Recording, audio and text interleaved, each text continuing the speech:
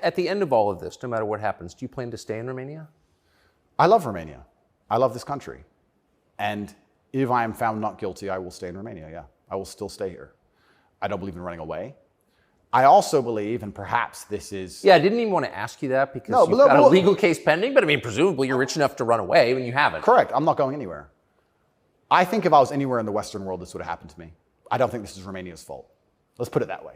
I don't think this is Romania's fault. I think if I resided in Switzerland or France or Italy, the same thing would have happened. From knowing what I know. I think it was going to happen to me regardless. And I think I do have a large amount of sympathy, especially amongst the Romanian population. I get thousands of messages a day from Romanians apologizing to me. I think the people here actually like me. My waiter at lunch yesterday is one of them. He wanted you to know, yeah. Oh, amazing. This is what I mean. Everyone understands what's happening. My problem is not with Romania. I don't hold any personal grudges against Romania. I think that this Matrix attack was going to come to me. Basically. What is the Matrix? Good question. I guess some Americans call it the deep state, but I like to look at it in a more global way. When I say the Matrix, I think there are certain agendas which are being pushed. I think the media machine and the judicial systems of the world work together hand in hand. I think the goal is to control people's minds to a point where they don't discuss anything that's important. The reason I use The Matrix is because I've watched that movie a few times and it has so many similarities to the... Have you seen the movie? No. You've never seen the movie The Matrix? No, I don't watch any movie. Tucker. I don't want to talk about it on camera. No, I'm very dyslexic and it's hard for me to watch video. Got it. Honestly. Understood. But there's so many similarities, and the basic premise is that humans' minds are controlled and put inside of a false reality so that their body heat can be manifested for the machines. And I don't think it's much different to reality. Our minds are controlled. We're put in a false version of reality. We're told things that aren't true. We're arguing over things that don't matter. We're observing a false version of events. And the goal of it is just to distract us long enough for our bodies to be used for the machines, to soulless. And I think it's pretty similar. Pretty similar, striking similarities.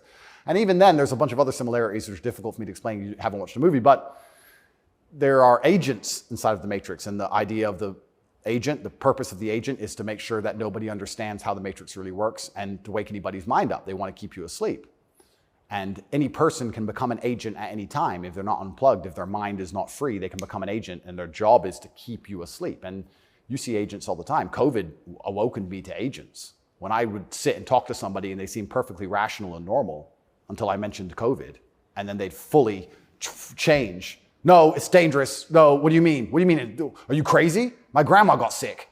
And they became an agent instantly and started repeating the news to me. And I was like, your grandma got sick. How old is she? 97? Interesting. Oh, I better lock myself in my house then. Dumbass. So,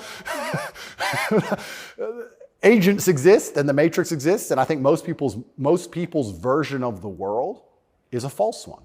The idea and the world that most people have in their mind and how society functions and how all these things function, I genuinely believe is completely false. I think they've all been lied to. I don't think anybody understands how any of the world works. And I try and use some very simple, very simple analogies to wake people up. I said to one of my friends once, I said, if me and you could play video games for $10,000 and you could cheat, would you cheat? He goes, well, no. I was like, if I was whooping your ass and it was 10 grand a game and you could cheat, would you cheat? He goes, yeah. I was like, all right, so you accept that people cheat to win in a video game for a menial amount of money. You think they're not going to cheat for something that matters? Yeah. I think this they're not going to cheat for something important? You understand what I'm saying? Oh, yeah. Yeah. So, how about to get the most important job in the world, President of the United States? I would never kill myself. I mean, people kill each other over insurance fraud. You don't think, right, yeah. Yeah. So when you actually understand how the world really works, what was really interesting? I remember there was this big military coup in, was it Myanmar or Burma? One of these, there was a big military coup like a year ago or something. And nobody really cared. They mentioned it on the news a little bit. And I looked at it and I looked into it. And they were talking about how the two political parties were almost 50-50. And then in the 90s, something changed. And now one political party just smokes the other one. And the military took over to restore democracy and all this stuff. It was very interesting, the voting machines they used. Really interesting. Something to look into. A lot of countries like that. Philippines, also true. Why do you think support for the war in Ukraine, support for Ukraine's side in the war against Russia, support for a war against Russia in the West, is kind of the bottom line issue for the people who run the US government and for the American media. Why? I mean, I guess you could argue about it, but there isn't an argument about it in the United States. There's a position, and anyone who doesn't hold it is attacked and punished. Why? Why is that so important? Well, the first thing I think we should all do is I think we should all give Putin credit for curing COVID, right? Because when his invasion happened, COVID went away.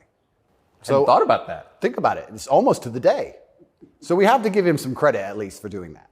He may be the bad guy of the world, but at least he cured COVID for everybody nearly instantly. Fair. Thank you, President Putin. Yeah, I, up until this point, never really commented too heavily on politics. Yes. But I understand very well, I like to believe what's happening with Ukraine and Russia.